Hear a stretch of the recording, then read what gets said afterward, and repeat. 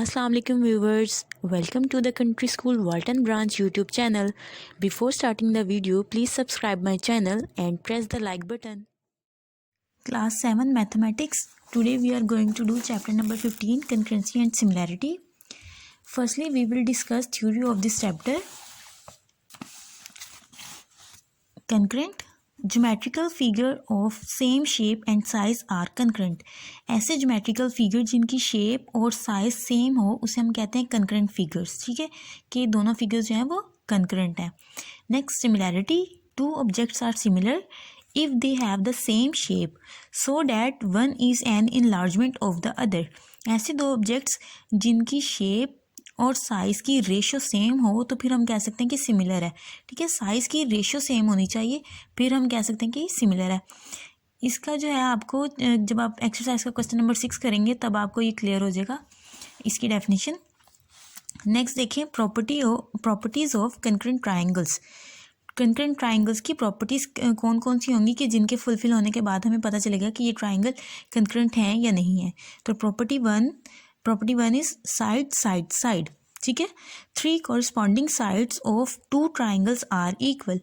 ऐसी दो ट्राइंगल्स जिनकी जो 3 साइड्स हैं, तीनों साइड्स वो इक्वल हों एक दूसरे के, तो फिर हम कह सकते हैं कि ये ट्राइंगल्स कंकरेंट हैं. अब देखें, जैसे ये वाली साइड इक्वल है इस साइड के, ऐसे ये वाली साइड इक्वल है इस साइड के, और ये वाली साइड इक्वल है इस साइड के, तो तीनों साइड एक दूसरे के इक्वल है, तो ये जो है ये कंकरेंट है. Next, property number 2, side angle side. इसमें क्या होना है कि साइड पहले साइड होगी, उसके बाद एंगल होगा और फिर साइड होगा. If the corresponding 2 sides and the included angle of 2 triangles are equal then the triangles are concurrent. इसमें वो कह रहे हैं कि अगर 2 साइड और एक एंगल इक्वल हो तो हम उसे कह सकते हैं कि ट्राइंगल्स कंकरेंट है. आप देखिए, जैसे ये वाली साइड इक्वल है इस साइड के, ये एंगल इक्वल है इस एंगल के, और ये वाली साइड इक्वल है इस साइड के, तो ये होता है साइड एंगल साइड. ठीक है, ये पहले साइड आई है, उसके बाद एंगल है और फिर साइड है, तो साइड एंगल साइड ये हमारी प्रॉपर्टी नंबर 2 फुलफिल हो रही है. प्रॉपर्टी नंबर 3 है हमारी एंगल साइड एंगल. ठीक है, if 2 corresponding angles and the side included between 2 angles are equal then the triangles are concurrent. ऐसी दो ट्राइंगल्स जिनमें जो है 2 एंगल और एक साइड इक्वल होगी तो फिर हम कह सकते हैं कि ये कंकरेंट ट्राइंगल्स हैं. अब देखें, angle side angle, angle side angle. अब 2 एंगल्स के दरमियान में एक साइड आ रही है. ठीक है, और ये दोनों एक दूसरे के इक्वल है, इसकी वजह से हम कह सकते हैं कि ये कंकरेंट है. प्रॉपर्टी नंबर 4 देखें, right angle hypotenuse side. If from one triangle the hypotenuse and one side corresponding to one of the remaining 2 sides of the second right angle triangle are equal then the triangles are concurrent. अब ऐसी दो triangles जिनकी side hypotenuse और उनका angle same हो तो फिर हम कह सकते हैं कंकरेंट है. अब देखिए, जैसे ये हमारा 90 डिग्री का एंगल बन रहा है, राइट एंगल दोनों के, उसके बाद ये साइड और ये इसका हाइपोटेन्यूस. ठीक है, ये हाइपोटेन्यूस दोनों का सेम है, साइड सेम है और राइट एंगल सेम है, तो ये कंकरेंट ट्राइंगल्स हैं. Now we will solve exercise. Question number 1 and question number 2 is your book work. You have to solve this by yourself. Question number 3 is triangle ABC and triangle PQR are concurrent. Write the corresponding sides and angles. अब इसमें बता रहे हैं कि 2 triangle हैं ABC and PQR और वो दोनों एक जो है वो कंकरेंट ट्राइंगल्स हैं, यानी कि उनकी साइड्स और उनकी शेप जो है वो सेम है, साइज़ और शेप सेम है. Right the corresponding sides and angle. तो आप उनके कॉरस्पॉन्डिंग साइड्स और एंगल्स बता दें कि वो क्या क्या होंगे. अब ट्राइंगल को अगर हम देखें कि कौन सी प्रॉपर्टी फुलफिल कर रही है तो हम यहाँ से शुरू करते हैं, इसको इस पॉइंट से शुरू कर लेते हैं कि ये देखें, angle side angle side angle. ठीक है, ये एंगल साइड एंगल ये बन रहा है यहाँ पे. ठीक है, अब यहाँ से देखते हैं क्या ये ऐसे बन रहा है. अगर हमने यहाँ से ये वाला कॉर्नर लिया था बी का, तो यहाँ से हम ये क्यू ले लें, क्यू को इमेजिन कर लेते हैं. अगर हम देखें तो एंगल, लेकिन यहाँ पे तो साइड है ही नहीं, उन्होंने मार्क नहीं किया हुआ, ये साइड तो इंक्लूड ही नहीं है, तो हम नहीं कह सकते कि ये एंगल साइड एंगल बन रहा है, ये तो बन ही नहीं रहा, ये तो बन रहा है कि एंगल एंगल साइड, तो ये तो गलत हो गया। अब इसको किसी और तरीके से किसी और वे में देखते हैं कि कहीं से ये बन सकता है कि एंगल साइड एंगल का एंगल की फॉर्म बन जाए। अगर हम इस वाले एंगल से स्टार्ट करें तो देखें एंगल साइड एंगल, तो यहाँ से ये बन रहा है कि एंगल साइड एंगल, ठीक है। जैसे ये एंगल साइड एंगल बन रहा था वैसे ही अब यहाँ से हमने बी को अगर हमने 1 इमेजिन किया, बी से स्टार्ट किया है, तो ये वाली ट्राइंगल कहाँ से स्टार्ट हो रही है, आर पॉइंट से स्टार्ट हो रही है। तो यहाँ पे इसको नंबरिंग दे देंगे अपनी आसानी के लिए। मैंने जैसे बी को 1 नंबर दे के और आर को भी 1 नंबर दिया है कि बी कॉरिस्पॉन्डिंग है आर के। इसी तरह जब ये देखें अब एंगल साइड एंगल, तो एंगल साइड एंगल, तो ये वाला यहाँ से 2 एंगल ये है और यहाँ से ये 2 एंगल है, तो सी कॉरिस्पॉन्डिंग है बी पी के। फिर यहाँ से देखें ए वाला रह गया, तो ए कॉरिस्पॉन्डिंग है क्यू के, ठीक है। अब यहाँ पे देखें वो पूछ रहे हैं कि measurement angle A equal to dash, तो मेजरमेंट एंगल ए किसके इक्वल है, ये देखें मेजरमेंट एंगल ए ये है, यहाँ 3 नंबर लिखा हुआ है, तो 3 नंबर इस ट्राइंगल में कहाँ पे लिखा हुआ है, यहाँ पे क्यू पे लिखा हुआ है, तो measurement angle Q, measurement angle A equal है मेजरमेंट एंगल क्यू के। Next measurement angle B is equals to, B कहाँ है जी, ये रहा, बी पे नंबरिंग कौन सी दी है हमने 1, तो 1 देखते हैं यहाँ पे कहाँ है, आर पे, तो measurement angle B is equals to measurement angle R, ये लिख दिया। Then measurement angle C is equals to dash, तो मेजरमेंट एंगल सी पे नंबरिंग हमने क्या दी है 2, यहाँ से देखें 2 कहाँ पे है ये, तो सी कॉरस्पॉन्डिंग है पी के, तो measurement angle C is equals to measurement angle P. Next measurement angle A B is equals to measurement angle A B is equals to dash, तो मेजरमेंट देखें ज़रा, सॉरी मेजरमेंट एंगल बोल रही हूँ, measurement A B है ये, measurement A B, ये देखें ये मेजरमेंट ए बी है।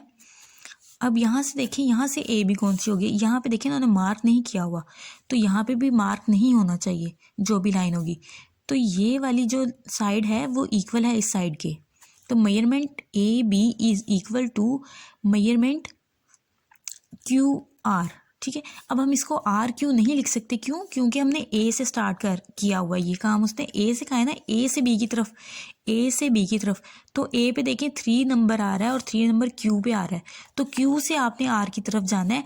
अगर आप आर से क्यू की तरफ आएंगे तो ये गलत हो जाएगा आपका, ए बी इक्वल है क्यू आर के, ठीक है। जिस डायरेक्शन में ये इसने बात पूछी हुई है हमने उसी डायरेक्शन में बतानी हुई है, उसने ए से स्टार्ट किया तो हमने भी ए के कॉरिस्पॉन्डिंग जो भी होगा उसी से स्टार्ट करना है, तो क्यू आर।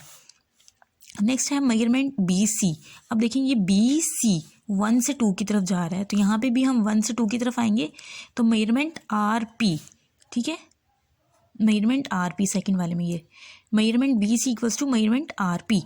देन देखें मेजरमेंट सी ए, तो 2 से 3 की तरफ आ रहा है, तो ये देखें ये 2 है और ये 3 है, 2 से 3 की तरफ जाना है, तो P Q, measurement C A is equals to measurement P Q, ठीक है। क्वेश्चन नंबर 3 कंप्लीट हो गया। Now question number 4 is identify which of the following pair of triangles are concurrent, state the case of concurrency if concurrent। अब वो पूछ रहे हैं कि आइडेंटिफाई करेंगे कि जो 2 मैंने ट्राइंगल के पेयर्स आपको गिवन किए हैं कि हाँ वो कंकरेंट हैं, अगर तो वो कंकरेंट हैं तो उनका वो केस कौन सा है, वो कौन सी प्रॉपर्टी को फिलफिल करके कंकरेंट हैं, ठीक है। तो आपने सबसे पहले तो ट्राइंगल्स को आइडेंटिफाई करना है कि क्या वो कंकरेंट हैं या नहीं, उसके बाद उनकी प्रॉपर्टी बतानी है कि किस प्रॉपर्टी के थ्रू वो कंकरेंट है। फर्स्ट डायग्राम में देखें ए बी सी ट्राइंगल है और यहाँ से डी ई एफ ट्राइंगल है, ठीक है। अब ये वाली साइड उन्होंने मार्क ऑलरेडी साइड्स को जो है उन्होंने मार्क इस तरह से किया हुआ है कि वो हमें पता चल रहा है कि ये वाली साइड इक्वल है इस साइड के, ये वाली साइड इक्वल है इस साइड के, ये वाली साइड इक्वल है इस साइड के। तो अब ये देखें बी सी इक्वल है ई एफ के, ठीक है। अब यहाँ से मैंने बी से स्टार्ट किया तो यहाँ से भी मुझे ई से ही रखना पड़ेगा, अगर मैं एफ ई करूँगी तो वो गलत हो जाएगा, ठीक है। अब मैंने कहा B C is equals to E F, then C A is equals to F D, then A B is equals to D E. तो ये तीनों बातें जो हैं वो इक्वल हैं, ये तीनों पॉइंट्स एक दूसरे के इक्वल हैं, so triangle A B C concurrent है ट्राइंगल DEF पे, ये कंकरेंसी का साइन है, ठीक है। ट्राइंगल ABC कंकरेंट है ट्राइंगल DEF के, और प्रॉपर्टी कौन सी फुलफिल हो रही है, साइड साइड साइड, इसकी तीनों साइड्स इक्वल है ना, तो प्रॉपर्टी है इसकी side side side. Next part देखें। नेक्स्ट पार्ट में ये वाली साइड इक्वल है इस साइड के, ये वाली साइड इक्वल है इस साइड के, और इन दोनों साइड्स के बीच में जो एंगल बन रहा है वो 90 डिग्री का एंगल है, ठीक है। तो अब ये साइड एंगल साइड की प्रॉपर्टी बन रही है। अब हमें देखने से ही पता चल रहा है कि साइड एंगल साइड, दो साइड्स के दरमियान में एंगल बन रहा है, तो साइड एंगल साइड।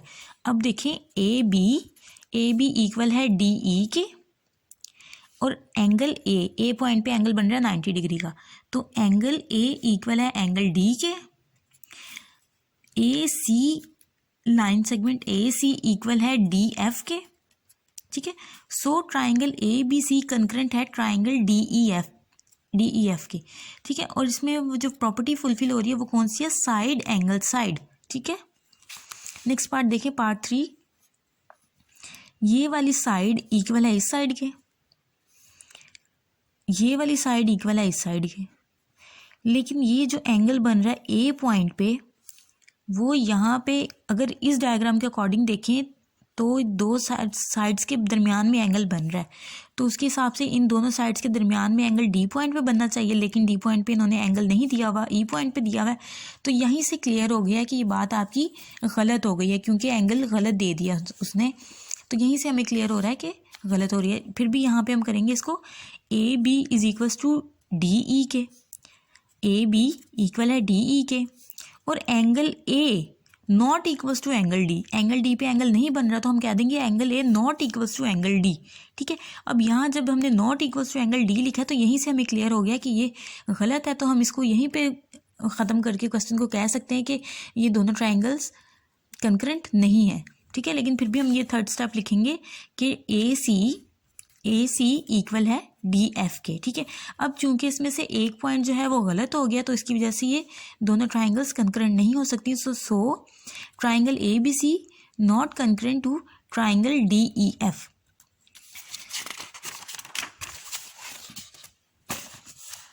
नेक्स्ट देखें फोर्थ पार्ट में, साइड इक्वल है साइड के, राइट एंगल इक्वल है राइट एंगल के, और हाइपोटीनियस इक्वल है हाइपोटीनियस की, ठीक है।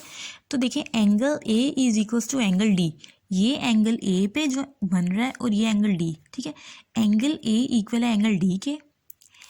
अब CB, ठीक है, CB इक्वल है FE के। उसके बाद AB इक्वल है DE के, ठीक है। ये तीनों बातें यहाँ लिख ली, इक्वल है। सो ट्राइंगल ABC कंकरेंट है ट्राइंगल DEF के, और प्रॉपर्टी कौन सी हुई है यहाँ पे, राइट एंगल हाइपोटीनियस साइड, ठीक है। राइट एंगल हाइपोटीनियस साइड, ये हमारी प्रॉपर्टी थी जो फुलफिल हुई है। फिफ्थ पार्ट में देखें, angle then side and angle, यहाँ पे भी एंगल साइड एंगल। उन्होंने एंगल देखें, पहले इसको एक लाइन से मार्क किया और इसको डबल लाइन से, उन्होंने बस डिफ्रेंशिएट किया दोनों एंगल्स को ताकि पता चल सके कि ये दो डिफरेंट एंगल्स हैं, ठीक है। तो ये बन रहा है एंगल साइड एंगल, यहाँ से भी देखें एंगल साइड एंगल। तो एंगल R इक्वल है एंगल X के, एंगल R इक्वल है एंगल X के। उसके बाद RP, लाइन RP इक्वल है लाइन XZ के, ठीक है। क्योंकि देखिए ना ये R के कॉरिस्पॉन्डिंग X आ रहा है, ठीक है। तो जब R के कॉरिस्पॉन्डिंग X आ रहा है तो P के कॉरिस्पॉन्डिंग Y भी तो आ रहा है, और जब लाइन जो है हमने RP लिया है तो लाइन फिर यही वाली लेनी पड़ेगी XY की। तो RP इक्वल है XY के, और एंगल P जो है वो एंगल P इक्वल है एंगल Y के, ठीक है। तो ये दोनों बातें ट्रू हैं। सो ट्राइंगल PQR कंकरेंट है ट्राइंगल YZX के। अब देखिए यहाँ पे मैंने XYZ क्यों नहीं लिखा, XYZ मैंने इसलिए नहीं लिखा क्योंकि P के कॉरिस्पॉन्डिंग है हमारे पास Y, ठीक है। अब मैंने PQR लिया है तो हमने P के कॉरिस्पॉन्डिंग जो भी चीज़ है वो पहले लिखनी है, फिर Q के कॉरिस्पॉन्डिंग जो है वो लिखना है, फिर R के कॉरिस्पॉन्डिंग जो है वो लिखना है। अगर मैं XYZ लिख दूंगी तो ये गलत हो जाएगा, क्योंकि X तो P के कॉरिस्पॉन्डिंग आ ही नहीं रहा, तो ये बात यहीं से गलत हो जाएगी हमारी स्टेटमेंट, ठीक है। तो इसलिए आपने ख्याल रखना है कि जिसकी आप जो भी चीज़ पहले लिख रहे हैं तो उसकी कॉरिस्पॉन्डिंग जो भी होगा वो यहाँ लिखना है। तो P था तो P की कॉरिस्पॉन्डिंग Y है तो इसलिए मैंने Y लिखा है, ठीक है। उसके बाद Q था, Q के कॉरिस्पॉन्डिंग Z है, फिर Z लिखा है, और R की कॉरिस्पॉन्डिंग X है तो X लिखा। तो ट्राइंगल PQR कंकरेंट है ट्राइंगल YZX के। और प्रॉपर्टी कौन सी फुलफिल हो रही है? एंगल साइड एंगल, दो एंगल्स के दरमियान वाली साइड को इन्होंने मार्क किया हुआ है ना, तो एंगल साइड एंगल। नेक्स्ट देखिए question number 5। Question number 5 is find the unknown angle and side mark in each of the following pair of concurrent triangles. इसमें वो कह रहे हैं कि दो ट्राइंगल्स दिए हुए हैं जो कि कंकरेंट हैं, उनमें से आपने क्या करना है कि आपने अननोन साइड्स और एंगल जो है वो फाइंड करने हैं। मार्क अननोन साइड और एंगल जो है आपने फाइंड करना है। इस ट्राइंगल में देखिए ABC ट्राइंगल है, यहाँ से XYZ है, तो AB है 8 और XY है 8, ये दोनों की वैल्यू सेम है तो ये दोनों एक दूसरे के कॉरस्पॉन्डिंग होंगी, इक्वल होंगी। यहाँ से देखें BC और YZ ये दोनों सेम है, इनकी वैल्यू सेम है तो ये दोनों एक दूसरे के कॉरस्पॉन्डिंग है। अब यहाँ से देखें जब ये दोनों एक दूसरे के कॉरस्पॉन्डिंग है तो ये थर्ड वाली भी तो होगी ZX, और यहाँ से CA। अब ZX की वैल्यू तो उन्होंने 6 गिवन की है, CA की वैल्यू आपने खुद से फाइंड करनी है क्योंकि उन्होंने X दे दिया तो वो कहते हैं आप खुद से फाइंड करें। फर्स्ट ऑफ ऑल हम लिखेंगे AB is equals to XY is equals to 8, क्योंकि इन दोनों की वैल्यू 8 है तो AB is equals to XY is equals to 8। Then BC is equals to YZ is equals to 2, दोनों की वैल्यू 2 है तो इसलिए ये 2। BC is equals to YZ is equals to 2। Next हमने फाइंड क्या करना है? AC कह लें या CA कह लें, AC हमने फाइंड करना है। एज वी नो डैट, जैसे कि हमें पता है कि XZ, ठीक है। अब हमने AC लिखा है तो A के कॉरिस्पॉन्डिंग X आ रहा है तो इसलिए पहले XZ को मैंने मेंशन किया है। XZ is equals to 6, XZ जो है उसकी वैल्यू 6 है, so AC is equals to XZ is equals to 6, कि AC इक्वल है XZ के और XZ इक्वल है 6 के, ठीक है। नेक्स्ट इसके पार्ट पे आ जाए। सेकंड पार्ट में देखें कि PQ is equals to UV is equals to 5। PQ 5 है और यहाँ से UV भी 5 है तो हमने लिखा PQ इक्वल है UV के और UV इक्वल है 5 के ये दोनों 5 के इक्वल है। नेक्स्ट देखें एंगल Q। अब Q पॉइंट पे जो एंगल, यहाँ पे देखिए उन्होंने P पॉइंट पे जो एंगल दिया हुआ है आप वो अननोन है, आपने खुद से फाइंड करना है। और यहाँ पे U पे एंगल दे दिया आपको 25 डिग्री। अब देखिए angle Q is equals to angle V, यहाँ से हमने एंगल V को फाइंड करना है। अब P के कॉरिस्पॉन्डिंग है U और V के कॉरिस्पॉन्डिंग है Q, तो एंगल Q और एंगल V एक दूसरे के इक्वल है क्योंकि ये एक दूसरे के कॉरिस्पॉन्डिंग है।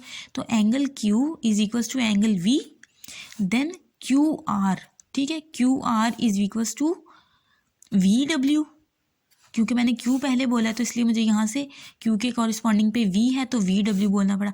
QR is equals to VW is equals to 3.5 as angle U is equals to angle P। हमें पता है कि एंगल U जो है वो एंगल P के equal, as angle U is equals to 25 degree, angle U जो है वो 25 डिग्री है, so angle U is equals to angle P और angle P is also 25 degree.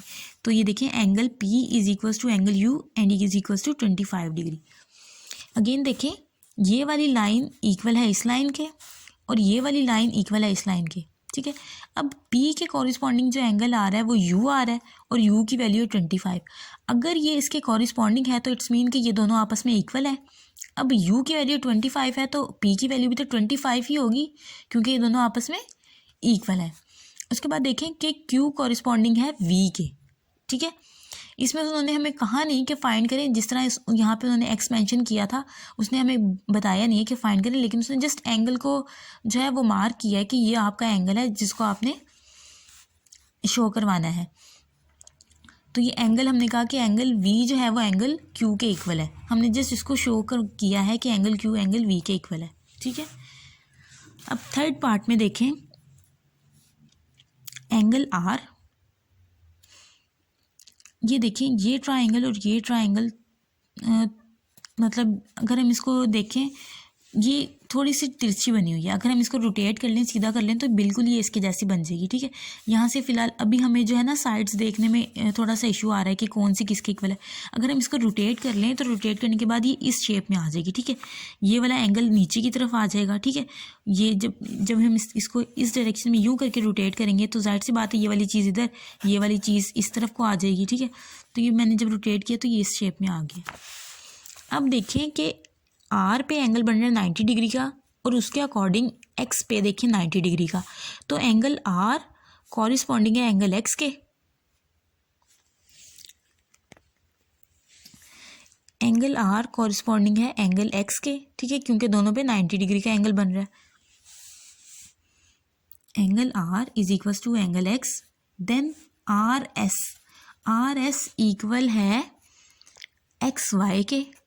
ठीक है, आर एक्स इक्वल है एक्स वाई के। उसके बाद देखें एस टी, उन्होंने ये मार्क की हुई है जो साइड है, तो एस टी किसके इक्वल होगी, वाई जी के। ठीक है, अब एंगल देखिए, एंगल टी उन्होंने 45 डिग्री दिया हुआ है, तो as angle T equals to 45 degree, as angle T equals to 45 degree, so angle T के कॉरिस्पॉन्डिंग कौन सा एंगल आ रहा है, एंगल जी आ रहा है। और जी की उस आगे उन्होंने लिखा हुआ है ए, यानी कि आप इसको फाइंड करें, ए की वैल्यू फाइंड करनी थी यहाँ पे। तो एंगल टी के कॉरिस्पॉन्डिंग एंगल है एंगल जी, तो हम कह सकते हैं कि angle T is equals to angle G, और एंगल टी की वैल्यू 45 डिग्री है तो जी की वैल्यू भी 45 डिग्री होगी। As angle T equals to 45 degree, so angle T is equals to angle G is equals to 45 degree के। Angle T और angle G दोनों जो हैं वो 45 डिग्री के हैं। एंगल जी क्या उन्होंने नेम खुद से गिवन किया हुआ है कि ए नेम है उसका। ठीक है, ए, तो हमने लिख देना है कि angle G is equals to A is equals to 45 degree. Next part 4 है, इसमें देखें यहाँ पे इस ट्राइंगल में उन्होंने एक ये साइड मेंशन किया और एक ये साइड। ठीक है, और ये साइड, तीनों साइड, और यहाँ से भी उसकी तीनों साइड मेंशन है। अब ये वाली साइड इक्वल है इस वाली साइड के, और ये वाली साइड इक्वल है इस साइड के, और ये वाली साइड इक्वल है इस साइड के। अब देखें यहाँ पे एंगल बन रहा है आपका 40 डिग्री, और यहाँ से आपने ये वाला एंगल फाइंड करना है। यहाँ एंगल बन रहा है 60 डिग्री, और यहाँ से वाई का एंगल आपने फाइंड करना है। ठीक है, अब देखें कि एंगल जी क्या है आपके पास, 60 डिग्री। ठीक है, और एंगल जी के कॉरिस्पॉन्डिंग एंगल कौन सा आ रहा है, अब देखें यहाँ पे ये और ये, इन दोनों के बीच में एंगल बन रहा है एंगल जी। यहाँ जहाँ पे उन्होंने 1 लाइन मार्क की हुई है और जहाँ पे उन्होंने 2 लाइन्स मार्क की हुई हैं, यहाँ पे हमारे जो है एंगल बन रहा है। तो अब यहाँ पे देखें, यहाँ पे उन्होंने 1 लाइन मार्क की हुई है और यहाँ पे 2 लाइन्स, तो इन दोनों के दरमियान में जो एंगल बनेगा वो ये जी का एंगल होगा, जी के कॉरिस्पॉन्डिंग होगा वो एंगल। तो एंगल जी कॉरिस्पॉन्डिंग है एंगल ए के, तो हम कह सकते हैं कि angle G is equals to angle A is equals to 60 degree. ये दोनों एंगल 60 डिग्री के हैं। सो अब जो था एंगल ए पे उन्होंने एंगल को नेम क्या दिया हुआ है, एक्स दिया हुआ है, तो so x is equals to 60 degree के, एक्स भी जो है वो 60 डिग्री होगा। उसके बाद देखिए कहता है एंगल बी जो है वो किसके कॉरिस्पॉन्डिंग है, यहाँ पे देखिए ये 3 लाइंस मार्क की हुई और यहाँ पे 2, तो ये इन दोनों साइड्स के दरमियान में एंगल बन रहा है एंगल बी। तो यहाँ पे देखें ये 2 लाइंस मार्क की हुई और ये 3 लाइंस, तो इन दोनों के दरमियान में जो ये एंगल बन रहा है ये इसका कॉरिस्पॉन्डिंग एंगल है। ठीक है, बी के कॉरिस्पॉन्डिंग एंगल कौन सा है, एंगल एक्स। ठीक है, तो हम कह सकते हैं कि angle B is equals to angle X is equals to 40 degree, क्योंकि ये 40 डिग्री का है तो ऑब्वियसली ये भी 40 डिग्री का होगा। यहाँ पे मैंने 40 डिग्री मेंशन कर लिया कि ये 40 का है तो ये भी 40 डिग्री का ही होगा। तो angle B is equals to angle X is equals to 40 degree.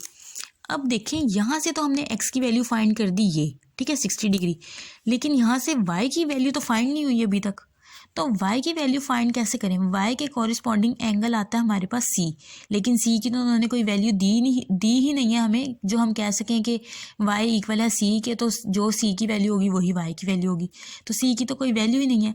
तो y की वैल्यू हमें खुद से निकालनी पड़ेगी। हमें पता है कि एक ट्राइंगल के अंदर जो 3 एंगल बनते हैं उनका सम 180 डिग्री का होता है।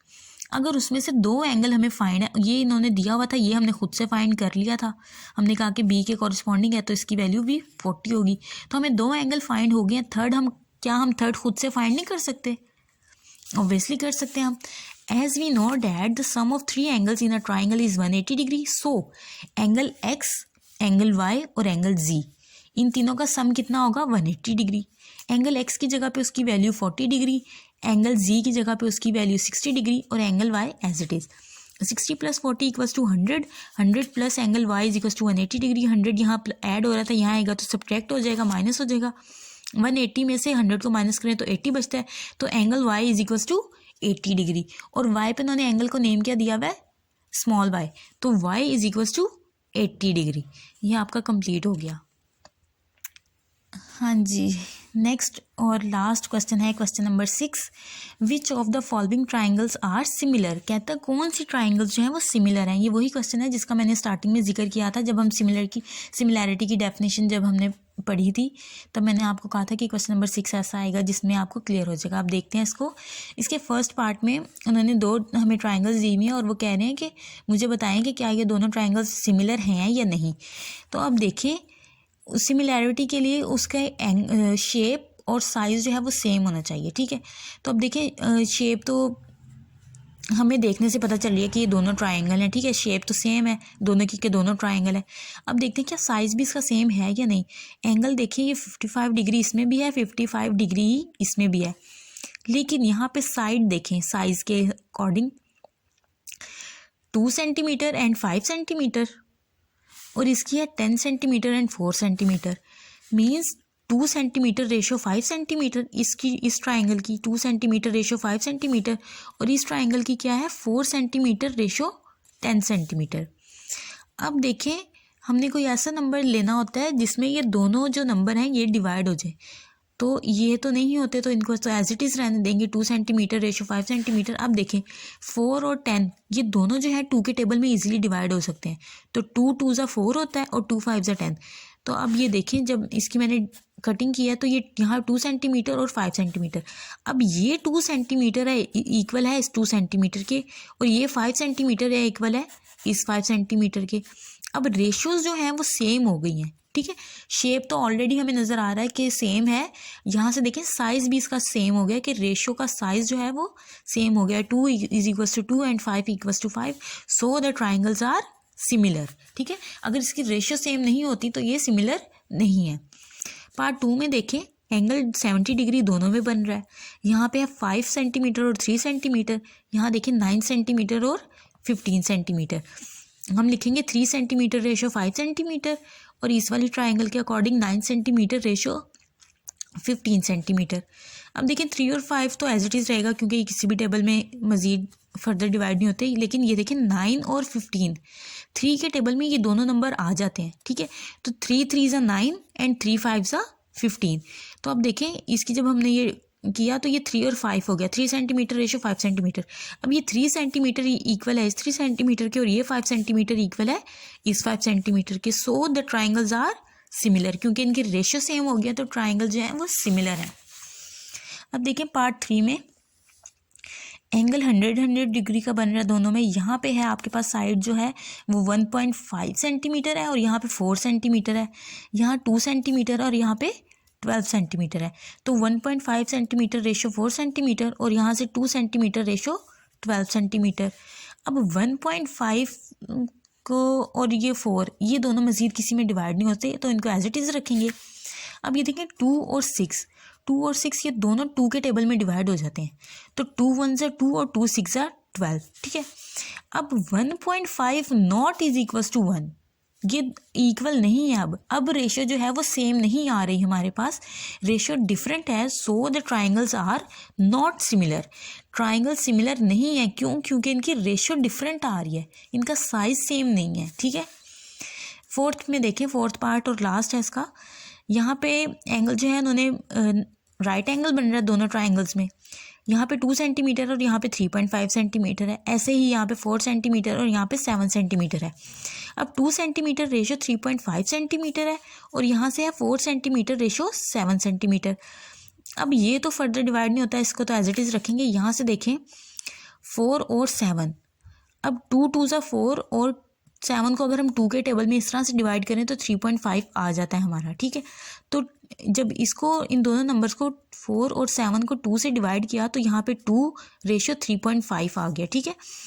2 रेशो और 3.5 सेंटीमीटर। अब 2 is equals to 2 centimetre and 3.5 is equal to 3.5 centimetre. अब रेशियो सेम हो गई है तो ट्राइंगल्स क्या हो गई हैं, similar, so the triangles are similar. ये हमारा एक्सरसाइज और चैप्टर कंप्लीट हो गया है। होप्स हो कि आप सबको समझ आ गया होगा और आप इजीली इसको कर सकेंगे।